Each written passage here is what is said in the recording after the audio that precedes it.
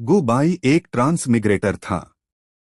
एक साल पहले ट्रांसमिग्रेट होने के बाद से वह स्कूल की लड़की के साथ बिस्तर पर था। लंबे समय से वह उपन्यास के मुख्य पात्र की तरह ट्रांसमिग्रेट होने के बाद सिस्टम पाने का इंतजार कर रहा था। उसे उम्मीद नहीं थी कि इस बार उसका सपना सच हो जाएगा। गुबाई ने बड़ा उपहार बैग खोला। डिंग, सिस्टम सफलतापूर्वक बंध गया है। इनाम 1 लाख युआन है। अरे, एक साथ 1 लाख युआन का इनाम! यह वास्तव में हमारी तत्काल जरूरतों का समाधान है।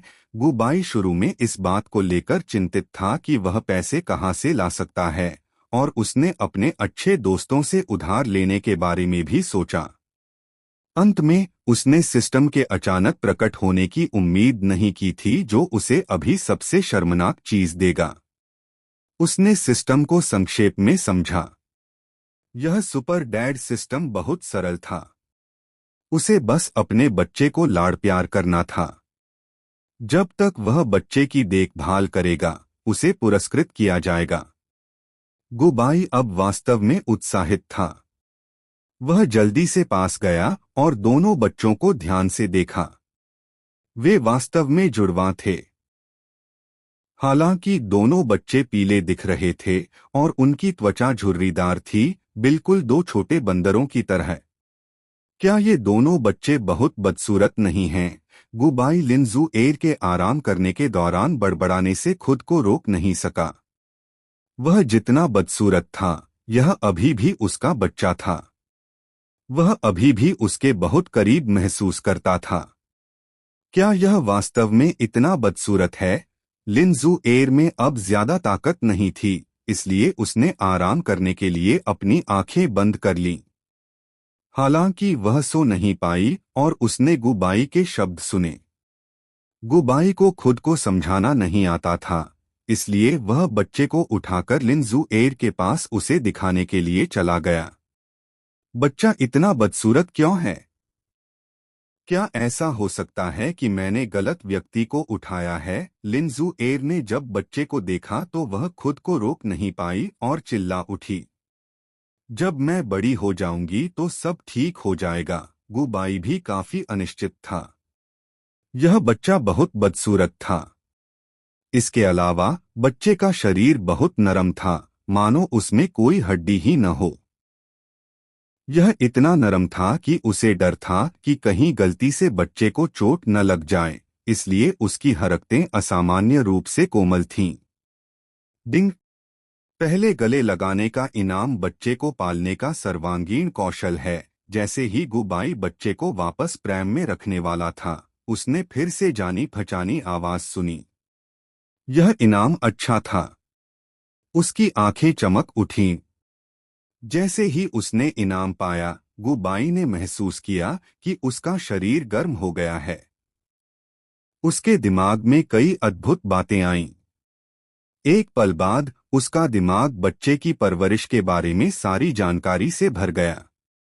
मैं पहले बच्चे के लिए कुछ कपड़े पहनाऊंगा। जैसे ही गुबाई ने बात की, उसने कपड़े और दूसरी चीजें निकाली जो उसने अभी अभी जल्दी में खरीदी थीं। उसकी हरकतें काफी कुशल थीं, मानो वह पहले से ही बहुत अनुभवी हो। लिनजू एयर अवाक रह गया। क्या तुम्हारा पहले भी कोई बच्चा था? लिनजू एयर ने घबराकर पूछा। यह कैसे संभव है? मैं जन्म से ही अकेला हूँ। गुबाई ने मुस्कुराते हुए दोनों बच्चों को उनके कपड़े बदलने में मदद की।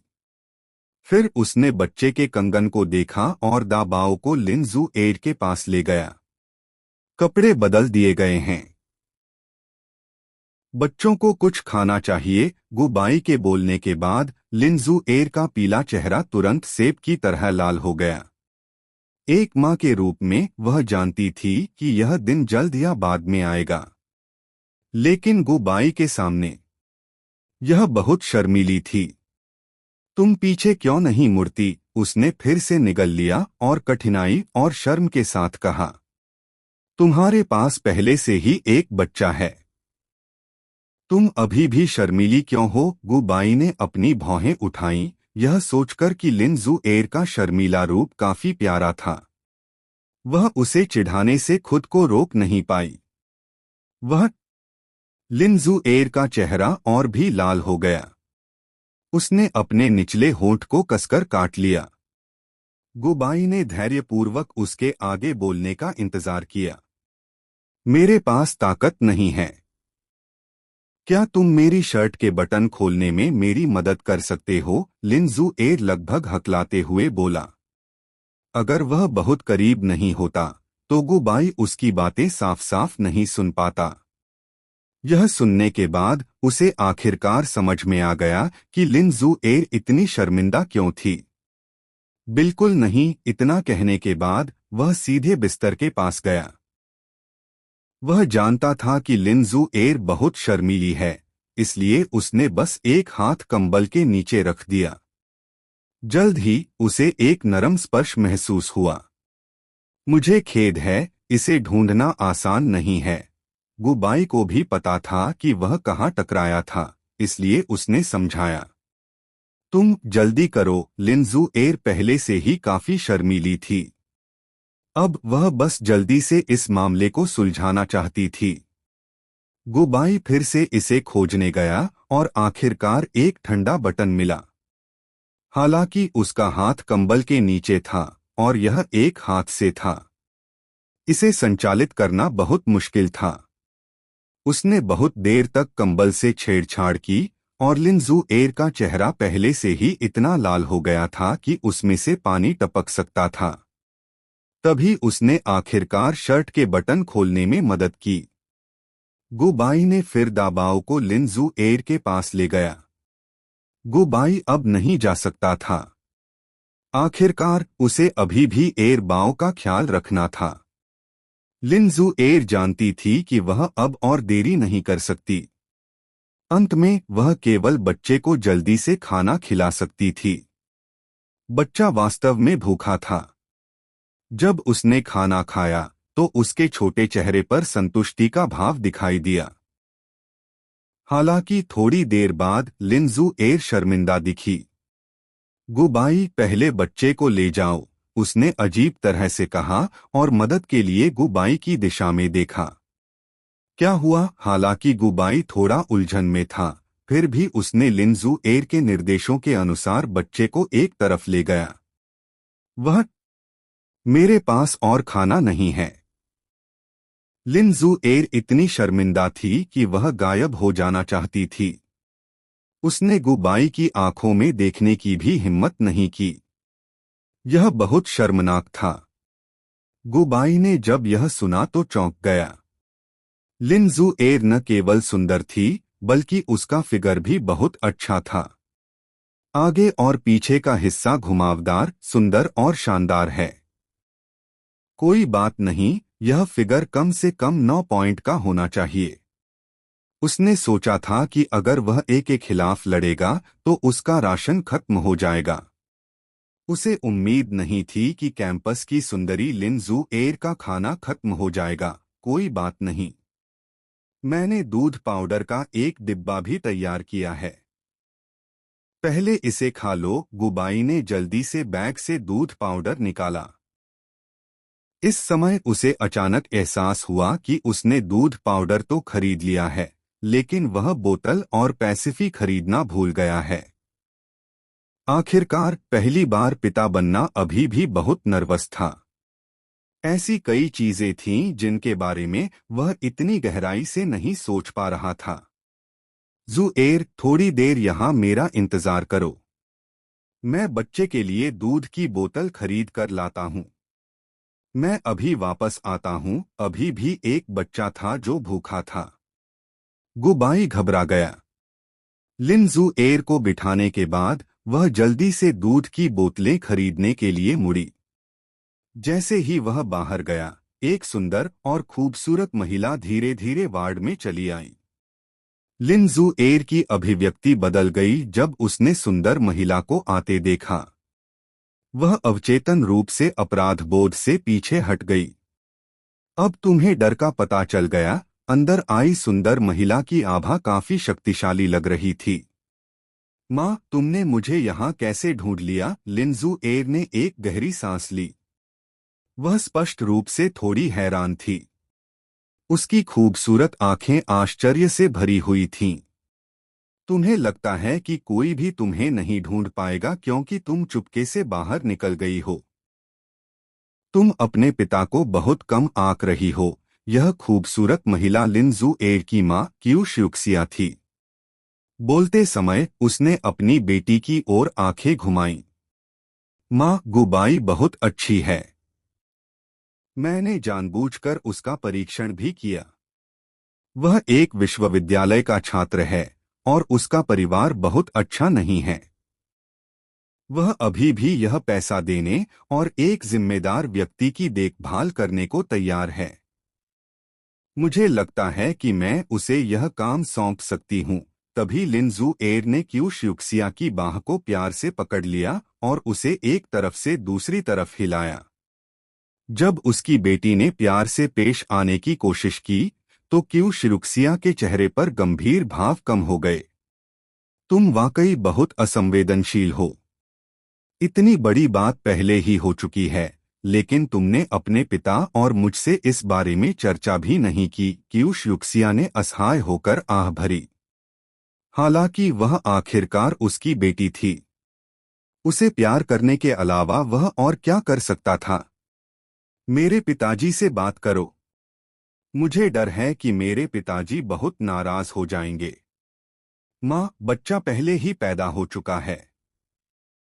मैं निश्चित रूप से बच्चे को पिताहीन नहीं होने दे सकती। आप चुपके से हम दोनों को एक साथ क्यों नहीं रहने देती? लिंजू एर ने फिर से क्यू ज्यूक्सिया की बाह हिलाई। तुम क्यू ज्यूक्सिया के चेहरे पर भाव अनुग्रह में बदल गए। उसने अपना बैग खोला और अपना घरेलू रजिस्टर निकाला। उसे लिंजू एर के हाथों में थमा दिया। जो चाहो करो, इस तरह के एक साधारण वाक्य ने लिंजू एर को रुला दिया। माँ, मुझे पता था कि तुम सबसे अच्छी हो। माँ अमर रहे। वह तुरंत अपनी माँ की बाहों में चली गई और उत्साहित होकर बोली।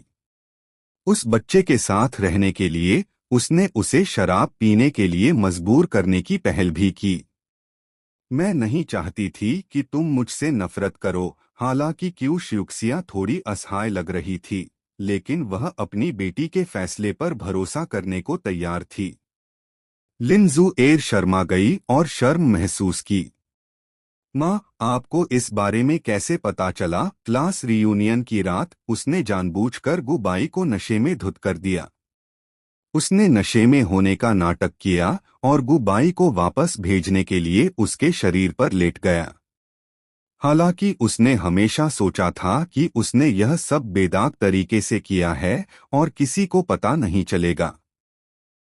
क्या तुम्हें लगता है कि तुम इतने कम पैसे में अपनी माँ को बेवकूफ बना सकते हो? ठीक है, पहले अपना ख्याल रखो। मैं तुम्हारे पिता का ख्याल रखूंगा। लेकिन यह मत भूलो कि तुम लिन समूह की आंखों का तारा हो। तुम खुद को किसी भी शिकायत से पीड़ित नहीं होने दे सकते।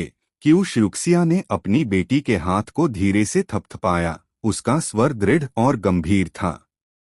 यह कहने के बाद उसने दोनों बच्चों को स्नेह से देखा। जब उसे लगा कि यह समय आ गया है, तो वह सुरुचिपूर्ण ढंग से चला गया। इस समय गुबाई ने अभी अभी पैसिफायर खरीदना समाप्त किया था और वापस भागा। मैं यहाँ हूँ। उसे चिंता थी कि बच्चा भूखा होगा, इसलिए उसने अपने दिमाग में बच्चे के पालन पोषण के कौशल का इस्तेमाल किया और बच्चे के लिए कुशलता से दूध का पाउडर बनाया। फिर उसने बच्चे को अपनी बाहों में थामा और उसे धीरे से दूध पिलाया। डिंग। जब आप पहली बार बच्चे को दूध पिलाते हैं, तो आपको राशन प्रेसी मसाज कौशल से पुरस्कृत किया जाता है। गुबाई ने बच्चे को दूध पिलाते समय सिस्टम की जानी पहचानी आवाज सुनी। निश्चित रूप से, जब तक वह बच्चे की अच्छी देखभाल करता है, उसे निश्चित रूप से पुरस्कृत किया जाएगा। अब वह पूरी तरह से राहत महसूस कर रहा था। लिंजू एर ने गुबाई के परिचित और कोमल रूप को देखकर अधिक सहज महसूस किया। उसने वास्तव में गलत व्यक्ति को नहीं चुना था। उन्हें खिलाने के बाद गुबाई ने बच्चों को वापस प्रैम में रख दिया।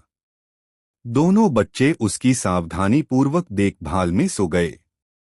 जुएर, क्या आपने दोनों बच्चों के नाम रखे हैं? बच्चों के सो जाने के बाद गुबाई ने लिन जुएर से धीरे से पूछा। अभी नहीं। वैसे भी आप उनके पिता हैं। आप उनका नाम क्यों नहीं रखते? हम बाद में जन्म प्रमाण पत्र प्राप्त करेंगे। लिन जुएर ने कमजोरी से अपना सिर हिलाया और उम्मीद भरी नजरों से उसकी तरफ देखा। भाई, चलो तुम्हें गु चेंगफेंग कहते हैं। बहन, चलो तुम्हें गु मुफेंग कहते हैं। तुम्हारे उपनाम चेंग चेंग और मुमु हैं। गुबाई ने एक पल सोचा और इस नाम के बारे में सोचा। हवा और लहरों पर सवार एक वसंत की हवा की तरह। लिन जुएर ने बार बार नाम पढ़े और सुखद आश्चर्य हुआ। बहुत बढ़िया, मुफेंग और चेंगफेंग। क्या बढ़िया नाम हैं। नाम पहले से ही तय था। नाम हट जाने के बाद घर का पंजीकरण करवाना आसान हो जाएगा, साथ ही जन्म प्रमाण पत्र वगैरह भी। लिन जुएर ने गुबाई की दिशा में देखा और महसूस किया कि उसका दिल मीठा हो रहा है। उसने अपना सिर नीचे करके अपने खाने को देखा और चिंता में पड़ गई। गुबाई, क्या तुम्हें लगता है कि हमें भविष्य में बच्चों को दूध पाउडर खिलाना होगा? लिन जुएर दुखी लग रही थी। उसे हमेशा अपने फिगर पर बहुत भरोसा था। उसका आगे का हिस्सा सुडौल और पीछे का हिस्सा सुडौल था। वह सुंदर थी और उसे परफेक्ट भी कहा जा सकता था। लेकिन अब इतना अच्छा फिगर बेकार था। यह कुछ ऐसा था जिसे वह स्वीकार नहीं कर सकती थी। कोई बात नहीं। अगर अगले 2 दिनों तक अस्पताल में तुम्हारे पास पर्याप्त भोजन नहीं है तो पहले दूध पाउडर पी लो। मेरे पास एक तरीका है। मैं छुट्टी मिलने के बाद इस समस्या को हल कर दूंगी। अस्पताल में उस तरह की मालिश करना सुविधाजनक नहीं था। आखिरकार डॉक्टर और नर्सें आती जाती रहती थीं। लिन जुएर शायद शर्मिंदगी से मर जाती।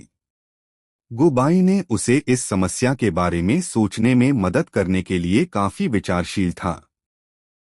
क्या यह वास्तव में सुधारा जा सकता है? लिन जुएर फिर से चौंक गई। बेशक। अगले 2 दिनों तक अस्पताल में स्वास्थ्य लाभ पर ध्यान दें।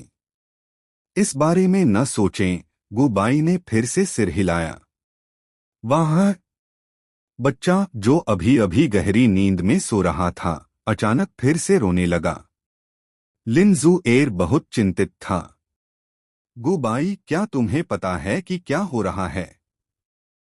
क्या बच्चे बीमार हैं? उसने आवाज भी नहीं लगाई। लिन जुएर ने अभी अभी एक बच्चे को जन्म दिया था और उसके पास ऐसा करने की ताकत नहीं थी। वह केवल बच्चे को उत्सुकता से देख सकती थी। गुबाई ने पहले लिन जुएर को सांत्वना दी, फिर बच्चे के डायपर की जांच की।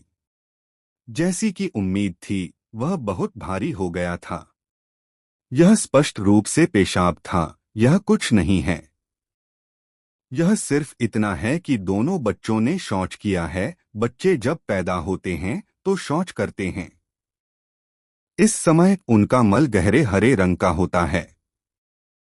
गुबाई ने पहले ही सीख लिया था कि बच्चों की देखभाल कैसे की जाती है, इसलिए जब उसने यह देखा तो उसे बिल्कुल भी आश्चर्य नहीं हुआ। इसके बजाय उसने जल्दी से डायपर खोले और दोनों बच्चों को बच्चों के गीले तौलिए से पोंछा। बच्चे की त्वचा इतनी कोमल थी कि लिन जुएर ने जब उसे देखा तो वह चिंतित हो गई। हालांकि गुबाई की हरकतें बहुत कुशल लग रही थीं। कुछ ही समय में उसने दोनों बच्चों के नितंबों को साफ किया और उन्हें नए डायपर पहना दिए। गुबाई, तुम जरूर एक जीनियस हो। तुम्हारी सीखने की क्षमता इतनी मजबूत क्यों है? लिन जुएर ने अपने सामने के दृश्य को देखा। आखिरकार यह बच्चों का मामला है। हम इसे नजरअंदाज नहीं कर सकते। गुबाई के सहज शब्दों ने लिन जू एयर को एक बार फिर आश्वस्त कर दिया। उसे गुबाई और भी ज्यादा पसंद आने लगी। डिंग, बच्चे के डायपर बदलो। इनाम 10 गुना कैश बैक कार्ड। 10 गुना कैश बैक, यह बढ़िया चीज थी।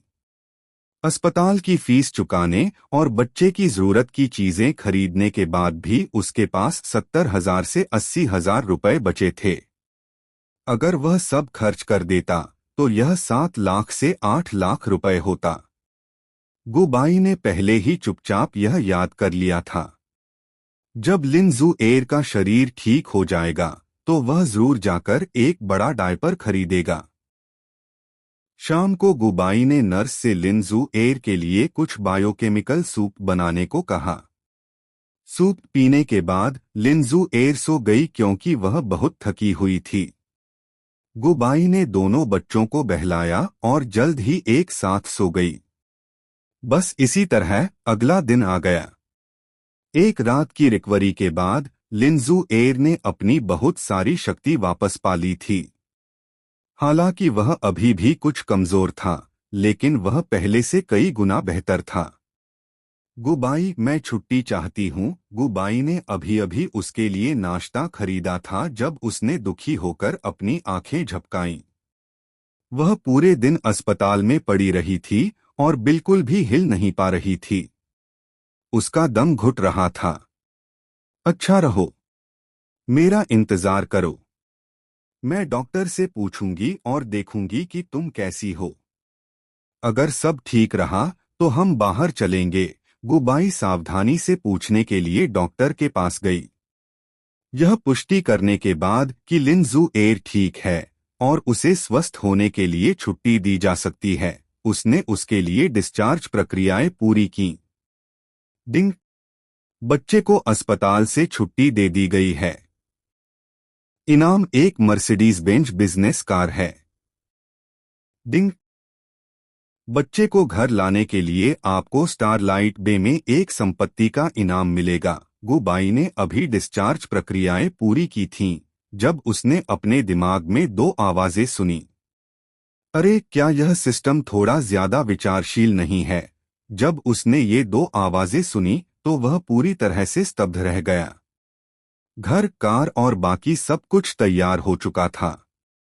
एक मर्सिडीज बेंज कमर्शियल कार की कीमत कम से कम 7 से 8 लाख युआन होगी। स्टारलाइट बे में प्रॉपर्टी का तो जिक्र ही नहीं। आखिरकार यह शंघाई था। स्टारलाइट बे शहर के केंद्र के काफी करीब था। चाहे जो भी हो, इस प्रॉपर्टी की कीमत करोड़ों में होगी। उसने अभी अभी स्नातक की उपाधि प्राप्त की थी और उसे चिंता थी कि अगर वह लिन जू एयर को बाहर ले जाना चाहता है तो उसे पहले से ही एक घर किराए पर लेना होगा। इतनी जल्दी में अगर वह घर ढूंढना भी चाहता तो उसके पास जाने के लिए कोई जगह नहीं थी। उसे उम्मीद नहीं थी कि सिस्टम सीधे उसके दरवाजे पर आ जाएगा। अब गुबाई को बिल्कुल भी चिंता करने की जरूरत नहीं थी। जल्दी से डिस्चार्ज प्रक्रिया पूरी करने के बाद वह बच्चे और लिन जू एयर को अस्पताल से बाहर ले गया। गुबाई और लिन जू एयर दोनों ने एक एक बच्चे को दरवाजे तक पहुंचाया। वह मर्सिडीज बेंच के सामने खड़ा था जिसे सिस्टम ने अभी अभी उसे उपहार में दिया था। गुबाई, क्या तुमने टैक्सी बुलाई? लिन जू एयर ने मर्सिडीज बेंच की ओर देखा, फिर गुबाई की ओर देखने के लिए मुड़ा। गुबाई मुस्कुराया। उसने अपने सामने खड़ी मर्सिडीज बेंज एमपीवी की ओर इशारा किया। यह हमारी कार है। मर्सिडीज बेंज में बैठी लिन जू एयर अभी भी सदमे में थी क्योंकि वह खिड़की से चमकते दृश्यों को देख रही थी। उसे याद आया कि गुबाई के पास ज्यादा पैसे नहीं थे। इस मर्सिडीज बेंज की कीमत कम से कम कुछ 100,000 युआन थी। जब कार रिहायशी इलाके में मुड़ी तो लिन जू एयर, जो पहले से ही सदमे में थी, ने अपनी आंखें चौड़ी कर लीं। गुबाई, वास्तव में इतना महंगा घर किराए पर लेने की कोई जरूरत नहीं है। आखिरकार मुझे अभी भी 2 बच्चों की देखभाल करनी है। मैं बस एक साधारण घर किराए पर ले सकती हूँ। यह स्टारलाइट बे था। एक घर की कीमत कम से कम 10 मिलियन युआन थी। यहाँ तक कि एक घर किराए पर लेने में भी कम से कम 10,000 युआन प्रति माह खर्च होंगे। गुबाई ने अभी अभी स्नातक की उपाधि प्राप्त की थी और उसे अभी तक नौकरी नहीं मिली थी। उसका परिवार बहुत अमीर नहीं लग रहा था। उसके लिए एक महीने में घर किराए पर लेने पर इतना पैसा खर्च करना बहुत मुश्किल था। पहले ऊपर चलते हैं। लिंजू एयर की बातें सुनकर गुबाई के होठों पर हल्की मुस्कान आ गई। ऐसा लग रहा था कि लिंजू एयर ने उसे गलत समझा था, इसलिए उसे समझाने की जल्दी नहीं थी। उसने बच्चों को गाड़ी में बिठाया और लिंजू एयर को ऊपर ले जाने में मदद की। स्टारलाइट बे एक बड़ी सपाट मंजिल थी और लिफ्ट प्रवेश द्वार से जुड़ी हुई थी। उनका घर 8वीं मंजिल पर था। जैसे ही लिफ्ट खुली, उन्होंने अंदर की शानदार सजावट देखी। यह स्पष्ट रूप से एक नया घर था। इससे पहले इसमें कोई नहीं रहता था, लेकिन नवीनीकरण का काम हो चुका था। गुबाई ने लिंजू एयर को मास्टर बेडरूम में पहुंचाया, फिर धैर्यपूर्वक बच्चों को नर्सरी में रखा। बच्चों, यह तुम्हारा नया घर है।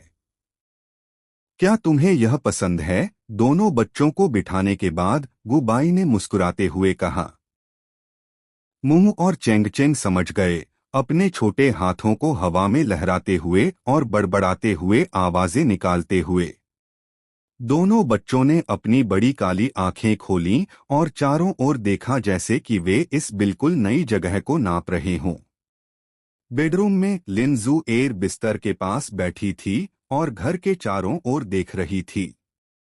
गुबाई ने इस बार वास्तव में बहुत निवेश किया था। उसके और बच्चे के लिए इतना अच्छा रहने का माहौल बना पाना दिल को छू लेने वाला था। इस समय लिंजू एयर की नजर ड्रेसिंग टेबल पर रखी एक लाल किताब पर पड़ी। क्या यह संपत्ति स्वामित्व प्रमाण पत्र नहीं है? क्या मकान मालिक ने इसे यहाँ छोड़ा है? वह बिस्तर के सहारे खड़ी हुई, संपत्ति का दस्तावेज उठाया और बिस्तर पर वापस बैठ गई। उसने पहला पेज पलटा। उस पर गुबाई का नाम लिखा था। जब उसने नाम देखा तो लिंजू एयर ने सोचा कि उसने गलत देखा है। उसने फिर से अपनी आंखें रगड़ी ताकि यह पुष्टि हो सके कि संपत्ति के स्वामित्व प्रमाण पत्र पर नाम वास्तव में गुबाई का था। इस बार उसकी आंखें सदमे से भरी हुई थीं। क्या हुआ? क्या जू एयर अस्वस्थ महसूस कर रहा है? गुबाई ने अभी अभी दोनों बच्चों को सुला दिया था। जब वह घर लौटा तो उसने लिंजू एयर के हैरान चेहरे को देखा। गुबाई, मैंने अभी अभी यह देखा। क्या यह घर वास्तव में तुम्हारा है? लिंजू एयर ने अविश्वास में दस्तावेज उठाया। जब उसने गुबाई को देखा तो उसके चेहरे के भाव बदल गए। वह सिर्फ एक विश्वविद्यालय स्नातक था। अपने परिवार की मदद के बिना वह ऐसा घर कैसे खरीद सकता था? वह वास्तव में हैरान थी। हाँ, अब से यह हमारा घर होगा, गुबाई ने सिर हिलाया और सहजता से कहा। उसके शांत रूप ने लिंजू एयर को और भी चौंका दिया। क्या तुमने अभी अभी ग्रेजुएट नहीं किया है? ऐसा घर खरीदने के लिए तुम्हारे पास पैसे कहाँ से आए? लिंजू एयर को अचानक लगा जैसे वह गुबाई से पहली बार मिल रही हो। मैंने पहले कुछ निवेश किए थे और कुछ पैसे कमाए थे, इसलिए मैंने गैरेज तैयार किया, गुबाई ने बहाना सोचते हुए ठहाका लगाया। तो ऐसा ही है। तो तुम बहुत कमाल की हो, लिंजू एयर ने फिर से चौंकते हुए कहा। यह स्टारलाइट बे में एक हवेली और एक मर्सिडीज बेंज बिजनेस कार थी। कोई बात नहीं, यह सब मिलाकर करोड़ों में था। गुबाई ने अभी अभी यूनिवर्सिटी से स्नातक किया था, फिर भी वह इतना पैसा कमा पाया। यह भविष्य बस असीम था। यह पूरी तरह से एक खजाना था। मैं ठीक हूं। तुम्हें पहले आराम करना चाहिए। मैं अपने माता पिता को फोन करके बच्चे और तुम्हारे बारे में बताऊंगा। गुबाई ने लिनजू एर के हैरान चेहरे को देखा और धीरे से उसके बालों को सहलाया।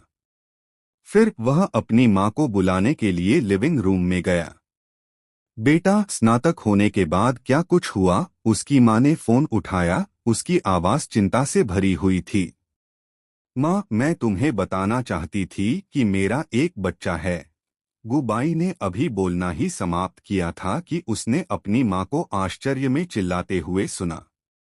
तुमने मुझे पहले क्यों नहीं बताया? तुम्हारी गर्लफ्रेंड कब बनी? क्या बच्चा पैदा हो गया है? मैं अभी आती हूँ।